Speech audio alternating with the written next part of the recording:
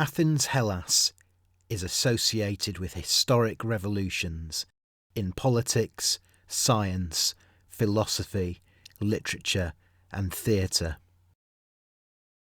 The Industrial Revolution may not be an archaeology that many contemporary visitors associate with the city. But in central Athens stands a temple of power, a preserved architectural and engineering example of an early Industrial Revolution power plant and public utilities network, and manufactured gasworks. Technopolis, city of Athens, hosts an industrial past, cultural present, and innovative future. Technopolis includes an industrial gas museum, inaugurated in 2013, a unique monument of industrial heritage.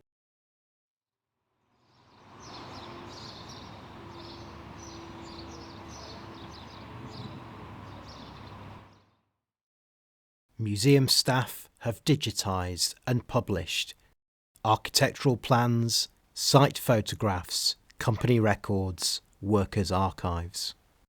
Volunteers of the Hellenic Vault of Industrial Digital Archives have created a searchable database map containing architectural site plans, documents, and photographs about the Athens gasworks. In 2022 and 2023, I commissioned video, photography, and audio recordings of Technopolis in cooperation with its Industrial Gas Museum, a member of the European Route of Industrial Heritage, for an Association for Industrial Archaeology online workshop, The Architecture of Industry.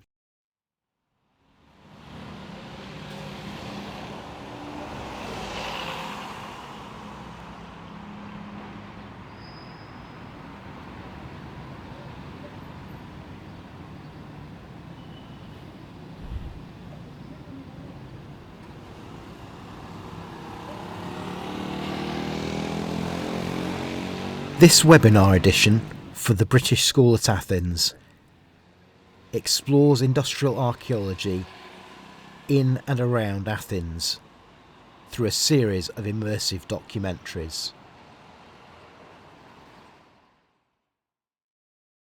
The filming project took an immersive approach, as defined in an academic reference, How Documentaries Work.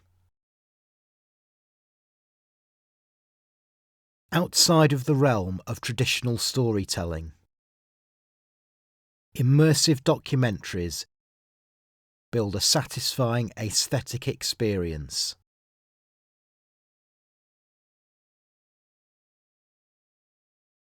Setting up tonal patterns.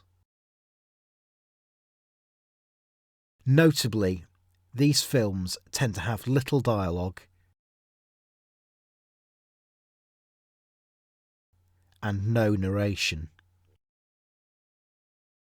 These films nonetheless answer the question, what is this about?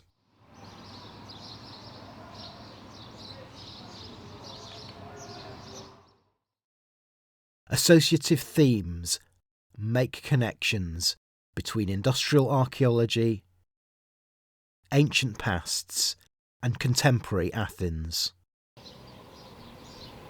A producer's commentary about how the videos were made will follow.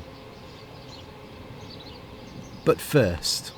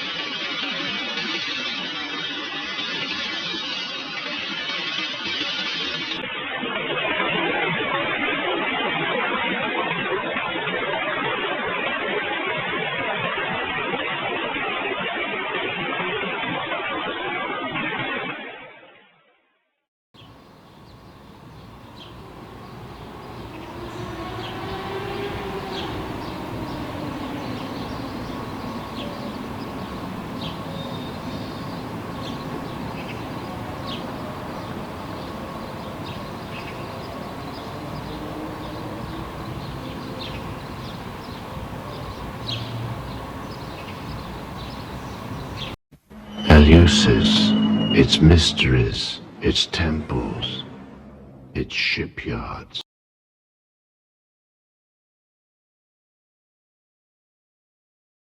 Inspired by a dream, driven by a vision, Ulysses Gaze. I'm looking for some undeveloped film by the Menaki brothers. 3 reels. Perhaps a whole film, undeveloped.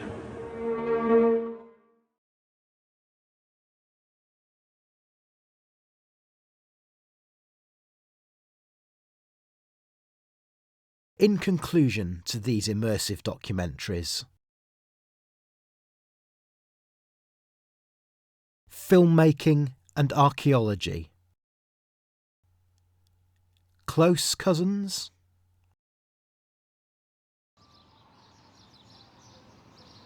In the tradition of filmmaking, where industrial meets classical, Athens, Attica, Hellas is a very suitable location to film an industrial museum.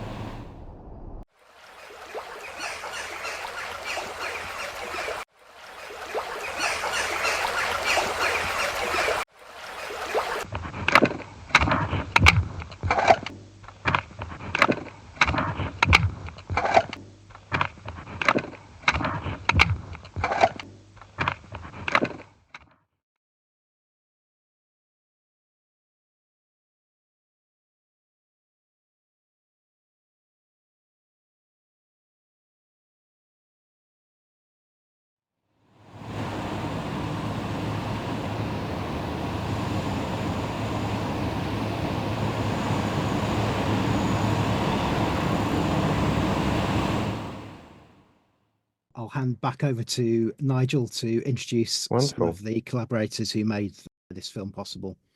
Fabulous. Well, thank you very much. I mean, what a fascinating insight into, certainly a city I know very well, but so many different perspectives, so many, the social history, the industrial history, the antiquity mixed in with the modern city and how the modern city was developing, and the industry as well. I mean, absolutely fascinating, Gordon. Thank you. I suppose just one thing, Gordon, to kick it off, if I may, and feel free to pass across to colleagues as well. I was just thinking, because Leonidas, Eleni, and Tulsi as well. I can see you're here too, of course. What's the most challenging aspect of these types of pieces of work? Is it sometimes the finding of stuff, or is it actually how then one storyboards and puts it together? I don't know how difficult it is actually to locate some of these stuff, because I saw from the credits, obviously, there's so many different sources that you've had to go to there. So that was just one thought, actually, of, how'd you find stuff like this? I think that was the illusion that I was trying to make, is this parallelism between archaeology and filmmaking. Yeah. You start with lots of fragments. That was all episodic, broken down by fragments. For a previous edition, for an industrial archaeology audience, I had to leave out a lot of thematic elements just for practical purposes, but also in terms of making some of those deeper associations with the topography and the local landscape that a British School Athens audience will appreciate. And I have to say, at the start, I did wonder about just randomizing the chapters, the episodes, but then those kind of thematic there's this kind of overarching episodic themes came out. So the fire, earth, air, water was a nice way of grouping that together. The kind of the epiphany, arrival. And there was obviously a degree of misdirection, deliberate misdirection, in as much as this was a Trojan horse, as it were, to get from Technopolis to the Falero power station and ask this question about what's the relationship between filmmaking and archaeology. But I must pass over to the contributors, and I'd be very interested to know, particularly Eleni and Leonidas, that yes, what's challenging about filming and photographing industrial architecture versus some of the other assignments that you do. Yeah.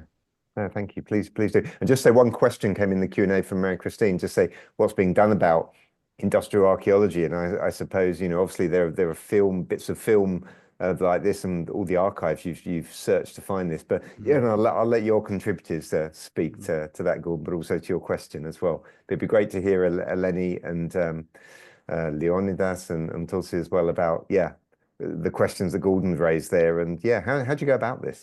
So thanks again for this wonderful documentary and for including my photos in this. And yes, I have to say, it's most of the times I take photos of people, okay, whether it's something staged or something more candid. So here I had to do with an environment that, to be honest, I've mostly been there to go to concerts, or to festivals. So we were using, actually, even when I was working on those festivals, we were using those interiors for the preparation of the artists. So it was one of the few times that I saw these interiors for trying to understand their actual reason of existence.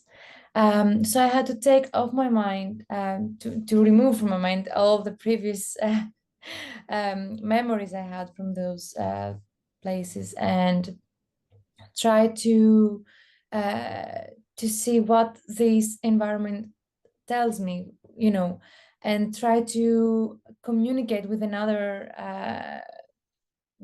means. So how did I had my camera, and I tried to start from more landscape pictures, symmetric, and then I was focusing on details, for example, some stamps on the bricks. They were amazing. I spent 2 days there to read thoroughly all the info about each interior, and so I could understand a bit more. And then I was trying to immerse myself Sure.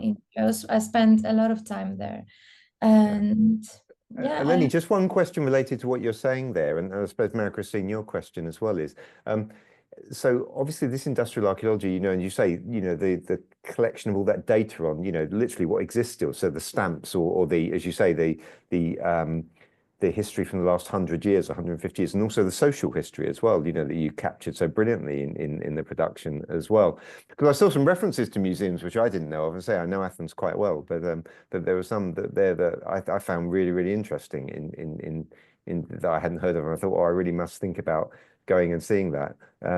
Maybe Tulsi could just speak to that as much as you, Tulsi, you were on the ground tracking down some of these please places. Please do, Tulsi. Thank you. Yeah, I mean, I'm coming to this not as a filmmaker or a photographer. I was more sort of doing the on-the-ground research, as Gordon says. Sure. But yeah, I went to the Gasworks Museum, which is incredible. I would definitely suggest paying it a visit next time you're in Athens. But in terms of other kind of museums that are doing this sort of thing, not as much, but we do have some more and more exhibitions. So recently, I think the American School put on an exhibition about the sort of urban landscape of the area where the Agora, the Athenian Agora currently is. Oh yeah, yeah. The exhibition.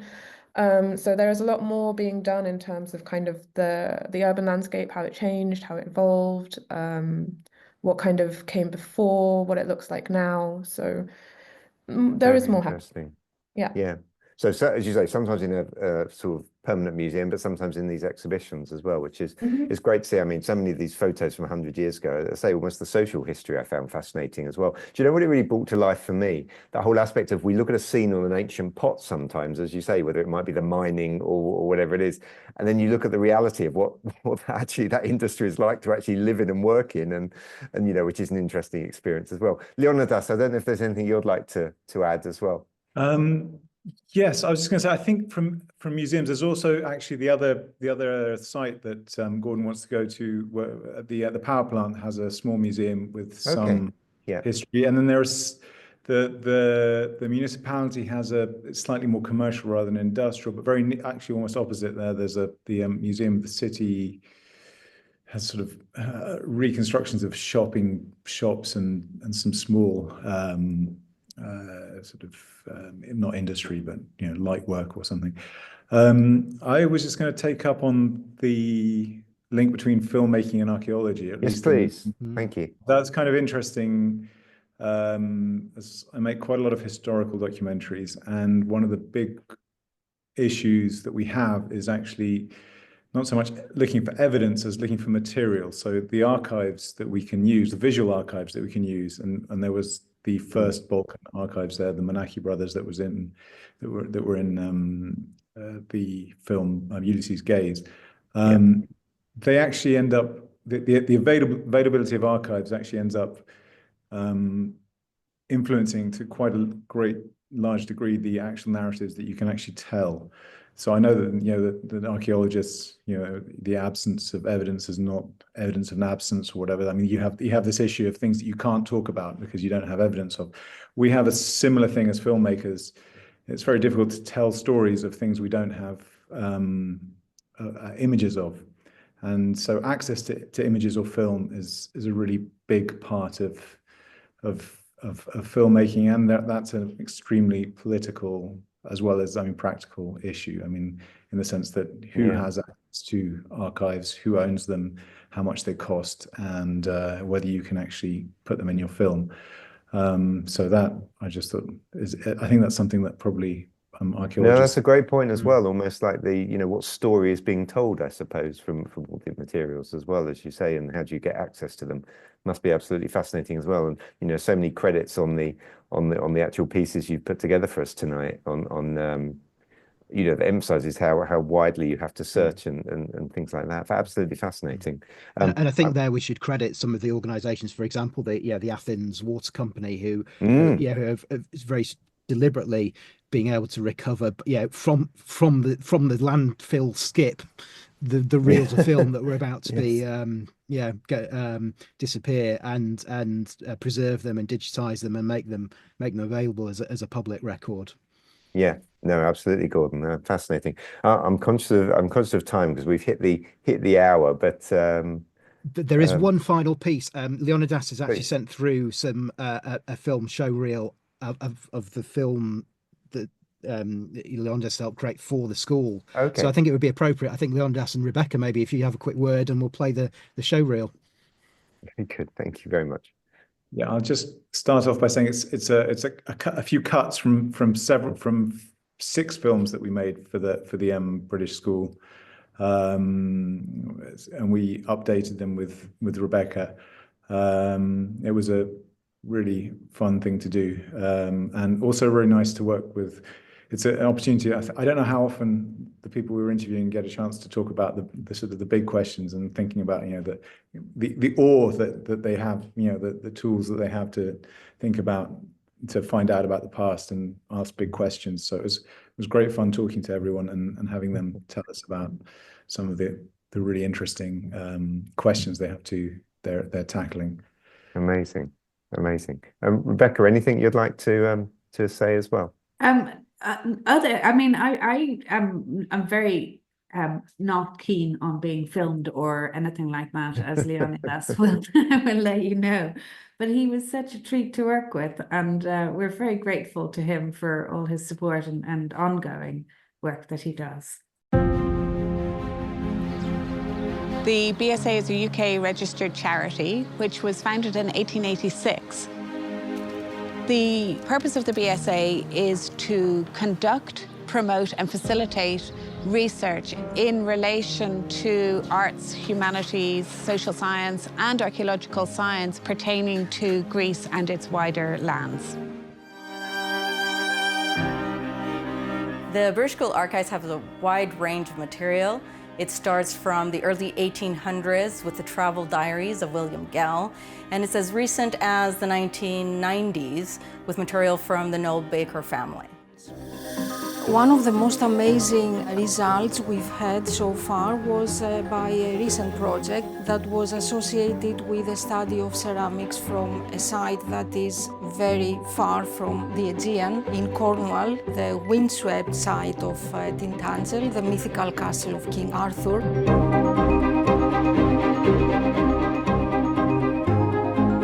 Realized that more than 90% of this material was indeed from the Mediterranean and mostly from the Aegean and the East Mediterranean, so the early Byzantine Empire. Was it just trade connections and new lifestyles introduced in Britain, or we have colonizers or migrants from the East Mediterranean to Britain?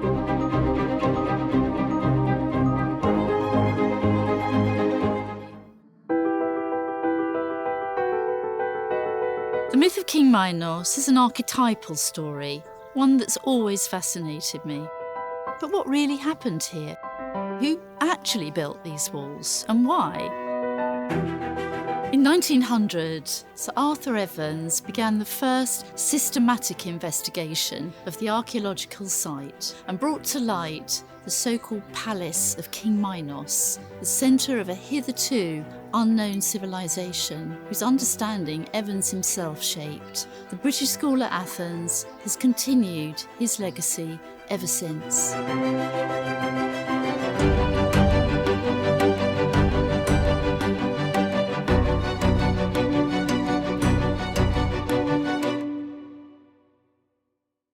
Wonderful. Thank you very much, Gordon. Absolute treat. Thank you very much. And thank you to the whole team.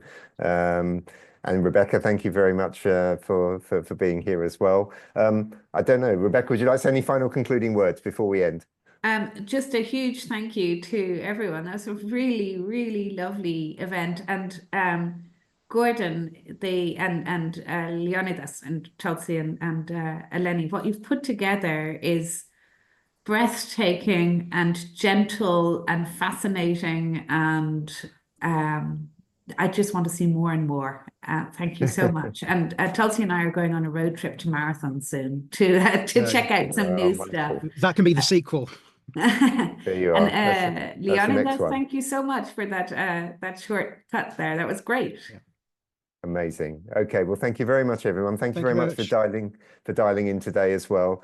We put the links in the chat. Thank you for all your comments, and lots of thanks coming in there, as you can see, everyone. So thank you very much for that. And yeah, amazing, and a very, very different session today. So that was such a treat. Thank you very much. And Flora, over to you to probably close the session. But thanks very much, everyone. Take care all. Okay. Bye-bye. Bye now. Bye-bye.